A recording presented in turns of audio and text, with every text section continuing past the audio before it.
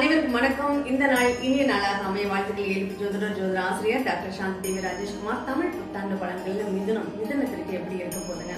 பொதுவா மிதுனத்திற்கு நல்ல ஒரு புத்திசாலித்தனமான ஒரு சூழ்நிலைகளை கையாளக்கூடிய ஒரு தரம் அப்படிங்கிறது இந்த காலகட்டங்கள்ல நல்லாவே இருக்கு. அதுவும் மிருகஸ்ரீஷம் மட்டும் கொஞ்சம் கோபத்தை குறைச்சிக்கிட்டு கொஞ்சம் புத்திசாலித்தனமா காய் நகர்த்தினா கண்டிப்பா ஒரு நல்ல பலன்கள் அடைவதற்கான வாய்ப்புகள் நல்லாவே இருக்கு அப்படின்னு சொல்லலாம்.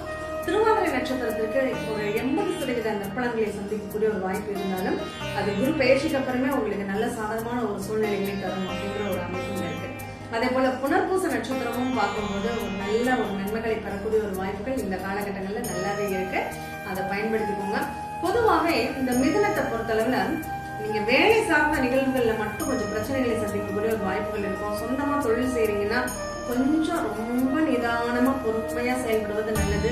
எடுத்தவங்க எதுலையுமே தாய் நகர்த்திடாதீங்க. அது உங்களுக்கு நஷ்டங்களை தரக்கூடிய ஒரு வாய்ப்புகளை கொடுத்துடும். அதே நேரத்துல உங்களுக்கு ஆரோக்கியம் நல்லா இருக்கு.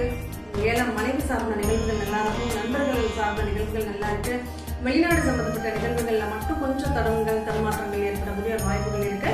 பாக்கியம் நல்லா இருக்கு. இஷ்ட தெய்வ கோயிலுக்கு அடிக்கடி போயிட்டு வாங்க. அது உங்களுக்கு இன்னும் நிறைய நன்மைகளை தரக்கூடிய ஒரு வாய்ப்புகளை தரும்.